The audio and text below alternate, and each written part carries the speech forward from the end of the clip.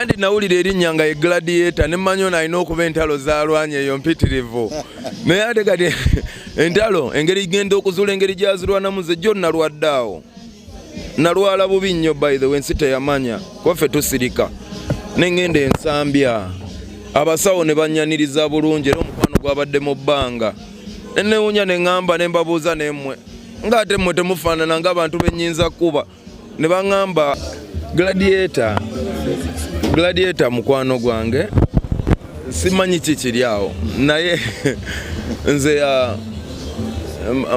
mu nsi mbadde nga n'abantu mikwano gyange nga bolaba Gladiator kikoze bw'omu mbadde ne bannanga bazze nga bankwatirako okufuuka kyendi nze nayiga kuyimba ebisigadde mbiyigidde ku balala. Gladiator mukwano gwange nina bye muyigirako bingi ate naye alina byanjigirako bingi naye ekisinga byonna nti Katonda yatugamba ffe mwemanja yatugamba tulina ebbanja ffenna lyakwagalana kyekirabo Katonda kyawaffe abantu. Gladiator musajja wa ddala. Gladiator anjagadde nnyo ne maama wange n'akiraba nga tannamumiitinga nanga njagala sinkana Gladiator akwagala nnyo. Gladiator ekigambo kye kiba kigambo kye.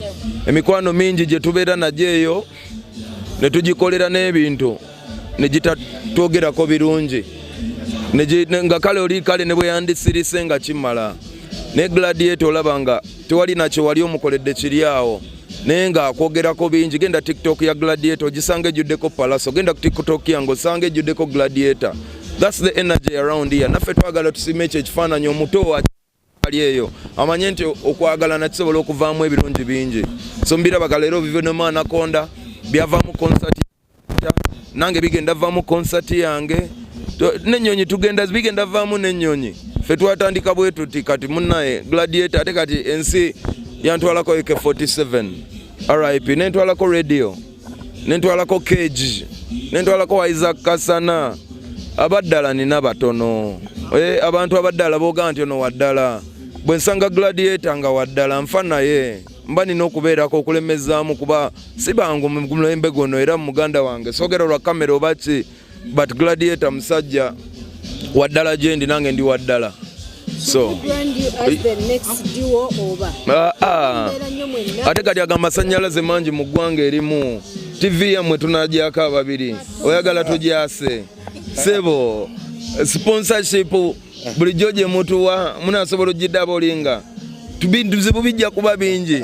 No Gladiator tukola ffenna ne tuyimba ffenna bantu bangi bakolagana ne bayimba bonna. Rihanna ayimba ne Jay-Z ennyimba nyingi muzirabye. Rihanna ayimba ne Eminem ennyimba nyingi but Gladiator alina amasannyalaze gagamumala nange ngalina ate abantu b'emubende baba baagala okulaba Gladiator nga bejjenja baagala Palaso ate bali tetujja basubya twagala buli omu abe nga akola ki akola mutwagale nga bwe tuli ennyimba zaffe ne bwe tuyimba ffenna ye ne bwe tufuuka dduwo kiki mbuki ono mukwano gwange ne music era tetwamukola nnyo kufiirako twamukola nga tumwagala twalabireyo nti bisasula ne tuga nambwe yasobola n'otoola kasente.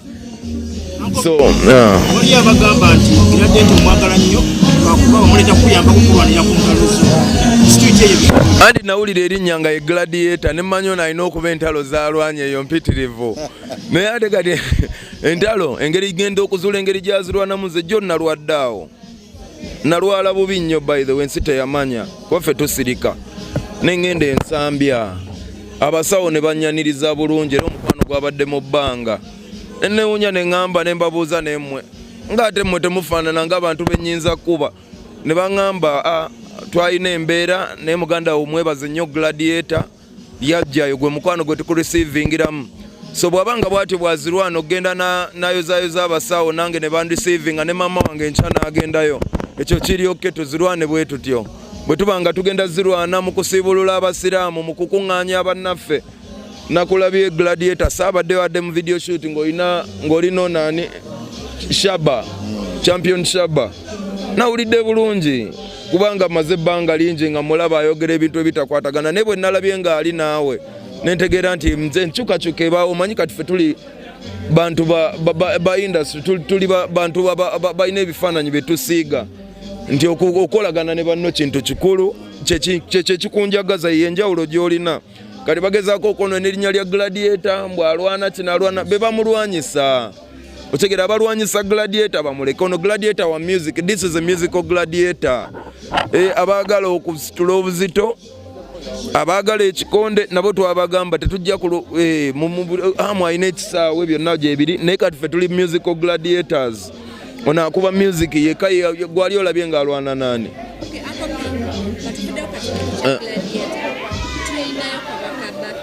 Yes. Aisa Basajja Kabaka wa Buganda wangaale. Tujaguza nti kabaka waffe kwali kuna mulondo ye. Tujaguza nti bene waffe kwali kuna mulondo ye kuno omulembe gwa Mutebi. Tujaguza nti Mutebi waffe kwali kuna mulondo ye yaguto wafa abavubuka. Aisa Basajja Kabaka wa Buganda awangaale maaso moji bene magulu nyondo nantasongwamu tata waffe tata w'eggwanga atasosola madini ne mawanga eyatugabira omulembe gwali 93 ng'atuula ku Namulondo. Tetuddanga mukuba kyekimu. Buganda tujeyagaliramu, abavubuka tunyumirwa, bakadde baffe batwagala tubaagala. Leero mbaddeko mu birthday ya muganda nge Green Daddy nensangayo omubaka gwe bayise Emmanuel Kazibu okuva mu ministry ya Buganda ngaze okuwa abaana ebifo era agabye bursaries 10. Twebaza nnyo taata waffe ne mama Nabagereka ne Katikkiro olw'okuba nti nno Obuganda babukwasiza omukono ogw'ekyuma gwe twasomako okuva nga tuli baana bato. Taata waffe twagala omuyozaayoza olw'ebyo byayitamu, tumusabira. Ebimu tetubimanya, ebimu tubimanya, naye bye tumanyako ebitono bituteeka mu ssaala nnyingi nnyo kubanga twagala taata waffe nga waali atwagala n'omukwano mungi. Mukama mwongere obulamu awangale ng'amagulu g'eggongolo. Taata waffe abeere ku Namulondo ly'essanyu lyaffe kwe tujja essanyu naffe abavubuka tukimanyi kubanga bakadde baffe batukuze batwagala. Olaba yasiima nange nze Palaso, nze bangi tebansiima gye nayiteeyo naye beene yantunulako n'agamba oyo nannondayo anzijukiriza olugero lwa Cinderella gwe kabaka eyajja n'asiima omuwala n'agamba ono akagato gwe katuuka ne bamuleetera abasinga abawanvu n'abampi n'agamba nga bonna akagato tekabatuuka akagato katuuka nze. Era beene nkujaguza nga nkuyozaayoza siriko wakukuuta kirevu ku ttaka olw'ensonga ayi beene okuva lwe wankwatako mu ngalo obulamu bwakyuka. Nasenguka we nali nayambuka amadaala ku mikolo bampita ssa bampita musiime ebyo byebitono kalina byebitono ebyo nabisuubira. Ayina kyeyampa ekitagulwa, ayina kyeyampa ekitagabwa. Yasiima nampita Kazindaalo nze muzzukulu wa Lubega Japan, muzzukulu wa Najjukiranga. Okiraba taata waffe tukujaguza tukuyozaayoza tukwagala nnyo. Ennyimba tukyazireetera ddala ezikujaguza. Ayi taata we bale tusembeza natwagala bana enkowoola nkobaza mbogo abavubuka mwenna okuva ewala n'okumpi okuva ebule n'obweya okuva mu bbanga ne ku ttaka ffenna twekuŋŋaanye tubeere ku St. Peters Kalule Bombo Road naku z'omwezi nga 13 May.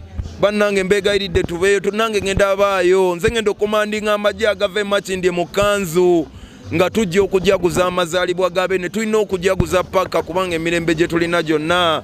Beene njagala okubajjukiza abavubuka abamu kubaagala okumanya Beene byakoze. Beene ye kabaka yekka mu nsi yonna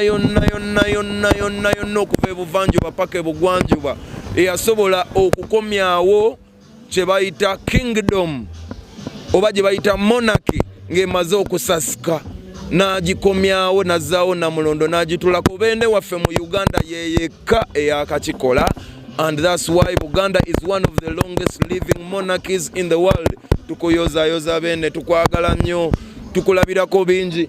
Namulondo wagituulako ng'okyali muvubuka munnaffe. Tukuze naawe, tukwagala nnyo, oba nkomewa bannanga Ayi Ssaabasajja Kabaka awangaale. Gladiator. Oba kabaka bwe muweereza bana tumusabira emirembe n'okumwagaliza okuba mu ssanyu n'emirembe n'ekya n'okwagaliza abantu bonna bagende mu misinde bonna bannayuganda bonna jakabakalaale bonna bannayuganda bagweyo.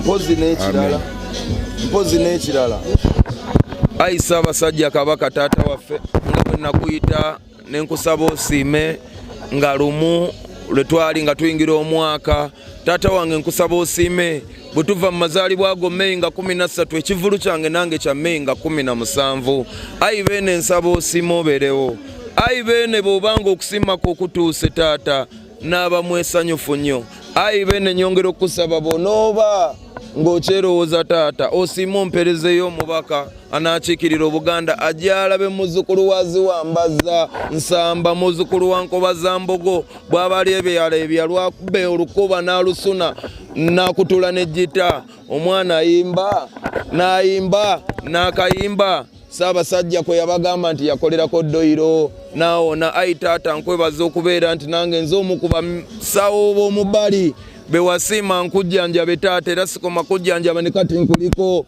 taata nkuleetera ebipya ayi beene siima nkusiibule nkwagala nnyo taata ayi Ssaabasajja Kabaka wa Buganda wangaale mujebale Kabaka kale naye jebale mukyanga mwambala leero muyitiridde ate singa wandabyeko jjo waligambye oh my god leero okwambala nga kuyitiridde olwayo tuli kukiwano tuli ku video shoot ya Anaconda lwimba luno abantu balwagadde lumenye borders nyingi ne tugamba katuliwe videos balabe ku baani abaluyimba lwimba lwa audio naye tugenza okulanga views nyingi abantu bulijjo tuyita batubanja Palaso Gladiator video ya Anaconda ya D netusalawo manyi ffe tukolera bawagizi ntugaa katubaweereza ekifaananyi ekituufu kya lwaleero era kati mutusanze tuli mu kuwunzika twatandise kuva ku makya kyewunsa eddakiika 4 zisobola okuva ku makya naye kati tuwunzika. Anaconda mwandibadde muli mu misoto oba nga mugitulagako oba mu video mwegiri twamaze gitwala twamaze giteekamu ne mama ne bagitwala ne bagizaayo mu zzu. oluyimba luno mwali mwataakinga muntu nti yazanyisa Anaconda n'emubojja oba lwimba lwa mukwano era bw'oluwulira it's a love song bw'oddayo mu bitabo bya Bible nzija nti bagamba neera Eva ya mukyala wa Adam yazanya na Anaconda ne Mukama n'agaba ekibala ebyaddirira mbimanyi so Anaconda is a reference kinene nnyo bakizanye mu movie it's part of our life naye mu mukwano kati wonna tubikunnyonnyola kiyinza okubuzaabuza olina kiraba wali mu video n'otegeera Anaconda yaani Anaconda kyeki bategeeza ki kyetuva tulukoledde video okwewala ebibuuzo ng'ebyo kubanja kukikunnyonnyola leero n'enkyomulala akimbuuze naye video efuluma essaawa yonna era video ya mukwano and it's also got a biblical message so terwina muntu gwe lulumba okuleka ayagala oddulumba tukusabye lulumba ozina amazina amayitirivu. Twogere ku copyright amendment abantu abasinga oba bagikubyemu ebituli gwe Palaso ogiraba ogyogerako ki? Copyright etugasa ffenna nga Abannayuganda olw'ensonga ffenna tukolera mu nsi Uganda okuleka abakolera ebweru bayinza okuba tebagifaako naye ffenna ba creators b'eggwanga lyonna si bayimbi bokka si bazinyi bantu bakola ebintu ebiri original mu ggwanga lyaffe tulaba essaawa eno ensi nnamba ekyusa olwa China okubeera nti nno bakola ebintu bingi biri copyrighted n'eggwanga lyaffe likyetaaga gwe musingi eggwanga litisasobola kubuuka kubanga tulina ba creators kirina okubeerawo eggwanga ligende mu maaso mu butuufu. Copyright erimu ebintu bingi ba creator abayimbi kati ffe tugambye tubadde wano okuva ku makya tukola music tute oluyimba lututamanyi nalwe gigenda koma naye gye lukomye yonna tusaba abalunyumiddwa tube nga naffe tufunamu kuba guno mulimu tetukyali baana bato katulina obuvunaanyizibwa naye obuvunaanyizibwa obwo tubutuukako mu ngeri ey'obbasanyusa mu bakolera ebisanyusa ne mubisasula nga bw'onoolaba ka ice cream ku dduuka nga kawooma n'okasasulira okalye si buli omu nti akasobola buli omu kyoyagala kikuseeza so music abantu abamukola bafuna obuzibu ne ba creators abalala bakola ebintu mu Uganda omuntu bwafa omaliriza tosobola labirira family ate nga music wasigala azannya ba creators abalala idea yo bwa wakajiyo kyali mu kyalo mu kibuga n'agiraba ne bagisa ku TikTok ne bagibba ne twagala offices ezo zibeere ne mu byalo ng'omuntu asobola okuyiya ID. Abafirika tuli bagezi nnyo, ebintu bye tuyiyiza birina copywriting. Bane munnayuganda munnayinza obutakibba naye omuzungu n'akola ki n'akibba. Tukakatako okuba n'amateeka agafuga abantu abayiiya. So yenna n'omulimu ogwo gugendere ddala mu maaso. Twagala abantu babeere bingi ebiri awo. Music industry ereeta ssente nnyingi mu ggwanga ate gwe mulimu oguwa omulimu abaasoma n'abataasoma. Kati abo bonna toyinza bazza bbali. Ensi ng'eno third world country eba erimu emirimu, eba erina ebbula ly'emirimu lingi. Mu ngeri y'okufunza ebbula ly'emirimu abantu batandikira mu kutereeza emirimu gye yasoma n'ataasoma, omuto n'omukulu, omukazi n'omusajja nga bonna basobola ogikola. Okuyimba gye gimu ku mirimu egyo gibeezaawo abantu bangi, tegisosola mu mawanga, mu ddiini. So copyright is very crucial. Era bakiteekewo kikuuma abaana baffe abaliddawo newankubadde abaasoboka tekyasobola bakuma. Mubalaba bulijjo nga balwana eyo. Nalabako family ya Eri Wamala ng'emeggana n'omuyimbi omu, nalabako Paul Kafero ng'alina baameggana nabo. Ate kati waliwo ebitongole bingi ebiri eyo nga bifunamu mu baana bammwe abakola music nga bibanyuunyunta, bifunamu kati bye bireeta amasannyalaze agakuba mu copyright ebituli byagala mu biwangaza emyaka emirala 10 kubanga twagenda okukebera nga music piracy ekola leakage wa miliyoni ezisukka mu 8 buli mwezi. Kati goloza ziraga wazina bezigendamu abazirya. Saba bazirya nabo bakozesa ku ssente zaffe ate ne balwanyisa copyright eremeyitamu ne bagula n'abalwana abakola obukodyo naye copyright is necessary. Kyagwange eggwanga ogenda mu maaso kyetaagisa kuba eggwanga lyaba ba content creator. Kati omulembe gwa TikTok gwa ba influencer ba creator and content must be protected. Ate teeke kadde teri protecting a copyright kubanga byakolebwa mu 1958 teri amending bwanga. Internet yajja, amasimu gajja, smartphone zajja, memory card zajja, flash zajja. Etteeka lyaffe byonna tebirimu. Likyali wali nga tukyalina radio station emu ne TV emu nga Mary Nambo ayo ne bwatulako okuva ku makya paka lwagula asobola okuzanya, asobola okuwandiika be bazanye. Ne kati radio nnyingi ne TV nyitukiriza amazima gabe make mazima. Copyright eterera olw'eggwanga lyaffe okugenda mu maaso. Bwe tuba twagala eggwanga litere enaakuyamba copyright enabaawo kisoboka naye ndowooza tugenda mu maaso kitegedde kino okugenda ekigenda mu maaso nti ekyenaasangawo kye tujja otutambula nakyo.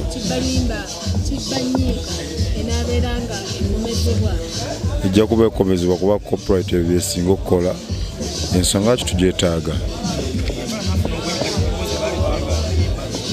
Wangisebo obwenkanya nabufuna nze ng'omuntu era sirina gwe mmanja.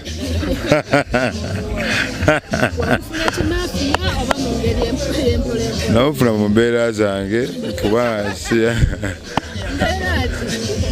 si yakuddaawo kufana muntu kumufiirako kuba kati Katonda atuwa emitwe n'obwongo n'akayimba kaggwako dda ate ne tukola obulala. Kati bwe waliwo bwe sikyamujjukira namumujjukira sikyamujjukira. So kati obuyimba tulina opya, tulina Nakonda leero gye tuli mu kukwata video